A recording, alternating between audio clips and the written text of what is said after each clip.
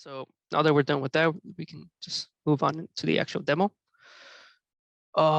Briefly, I wanted to also address that Vanderbilt has an actual guide for citation managers. If you want to read a bit more on them, all you need to do to get to them is that you just go to the library webpage, you scroll down, research guides. Right here, you can just type in citation. Here you go, citation right here. And of course, Vanderbilt supports three of them, three citation managers. We have EndNote, Mendeley, and Zotero. We actually pay a bit to get the membership kind of deal when it comes to Mendeley, right? And in addition to having some of the general information of citation managers, the deal that Vanderbilt has with Mendeley is pretty much just a storage deal, right? The functionality between the free version and the one that we pay for is pretty much constant. The only difference is that you get more space to have your references. You store, but your storage space is more. The group numbers for private groups increases from 5 to unlimited, and then the group size increases to 100. So that's pretty much the only big difference when it comes to the paid version versus the free version. And of course, similar to, you also have the links right here to the 3 major plugins. So if you want to download it like that, it's always available. Now at this point, I think I'm going to be addressing some of the features when it comes to the tool. Like I mentioned, at the left-hand side corner, you have all your references here. So they're all collected and they all just get jumped into this location here. And as you can also notice, in addition to having papers, you also have these, you can also save websites, right? Web pages. And you can click on this and it's going to take you to whatever database, whatever web page you actually saved. Something else that's really cool, it's the collections in general, right? If you want to organize your stuff a bit more, you can always go to the collections here. You can rename them, of course, that's always available. You have drop downs, you can see the subfolders. And if you're actually a faculty member, this is a pretty solid strategy to get your students a lot more organized, right? This is actually for an information retrieval class that I took like during grad school. I collected some of the papers that I referenced for a paper that I wrote. So this is all the papers that I wrote, but in addition to that, you can actually add subfolders to this, right? You can just make a new collection in addition, and then you have an intro, a methods, conclusion, and discussion, right? You can just add those here. And then all you need to do to just auto-populate them is click and drag. And now it's right here. So for your intro, it's right there. So that's really great. I found that to be a lot more useful than what I was doing when I was actually in grad school when it came to organize my papers. It makes it a lot easier to cite them also, and it makes it so that your thought process is a lot more straightforward. And of course, you also have the addition of private groups, right? And for private groups, it's pretty simple. All you need to do is just get the email of your collaborator, input the email, and then they're gonna get an invite in their inbox. Sometimes it might go to spam. You might want to suggest, hey, look in your spam, but they should get the invite. And after that, you can, of course, add your citations, right? This is for Brandon, which I was writing, helping them out with a literature review a while back. That's something else that we can do as librarians. If you want help with a literature review, you can just reach out to us and we can just, go through the process and whatnot. So I think, let me see what else I have to discuss when it comes to the, yeah, that's about it. Well, when it comes to the desktop application, like I mentioned, the tool location has the other stuff. But something else that we can probably go into now is we can discuss the web importer. And of course, I also mentioned that you have queries that you can search, right? And then when you search, yeah, what's up?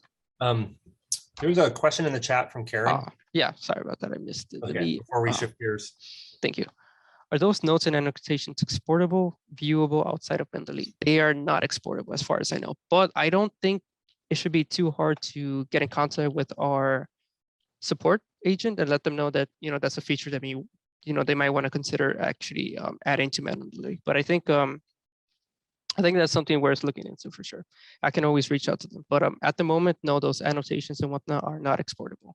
But I suppose I can actually show you a bit of the annotations. Like I mentioned, this one's empty because I haven't done any annotations, and this one's a lot more filled in. So here you have the general info of the actual article. Right here you have the read PDF, which is kind of currently what we have, and some other metadata that we have. We also have the annotations, right? Francisco, I just want to mention, I believe that if you open those up in a normal like PDF editor, you should be able to see those annotations. Oh, the annotations. Yeah, you should be able to see the comments and highlights, etc. So I've opened it up on my Mac on a couple different softwares, Adobe Acrobat and Preview, and you can see them there. Oh, okay, cool. So you don't actually have to use the so how would you open them up, Josh? Because I mostly just end up using this one. Do you right click it, or how does that go? To open up the PDFs? Yes, and like well, yeah. In Mendeley, you can it usually appears all the way on the left if the PDF is present there. Oh, you're on the online version. Yeah, then it will be on the right, but it should upload the file with the annotations there, so you should be able to download it and view the annotations. At least that's I see. Okay, yeah. So right here, you would have to download, and once you download that, the annotation would go with you. Is that correct? Okay, yeah, that sounds good. So turns out that there is a feature. Yeah, thank you, Josh. That's about it. Does that make it non-dynamic, right? Like if you open that file again, would it open the annotated file for continued, or do you end up with like bunches of copies downloaded? That's a good question. I'm Uh, not. Yeah, Josh, go ahead. If you download the file and edit it, then that would be a copy, but you can still, add new annotations and whatnot. And then you can, if you wanted, re-upload it and it would copy over the older version and update the annotations. Okay, sweet, thank you. And then the one more annotation question, because I love annotation. Okay. Do you know if your reference is in a private group, are the annotations and shared with the group members? So like you and I could both annotate the same document? Yes. Yep. Sweet. Yeah. Cool. I did not expect to get questions on annotations, but that's actually pretty interesting. I wasn't too sure how interesting people would be. So thank you, Karen, for the question. I appreciate it. And I also learned something new. I wasn't aware of that because I was just, using it here because it was just easy for me. But I understand that, sometimes you want to use your Acrobat or whatever because it's a good application. So yeah, for now, I suppose now we can move on to the, there's something else I wanted to mention, right? If you're moving from a different citation manager to upload the information, all you need to do is just go to import library, the RIS, which is just the file that the file extension citation managers use, and then you can just upload your citation manager, your library from that file itself. For example, we have a bunch of papers from Jeffrey Johnson right here that I ended up saving. I'm not going to open it because he has a lot of papers, but that's always an option. Of course, another option to add these files is that you can just add them manually, right?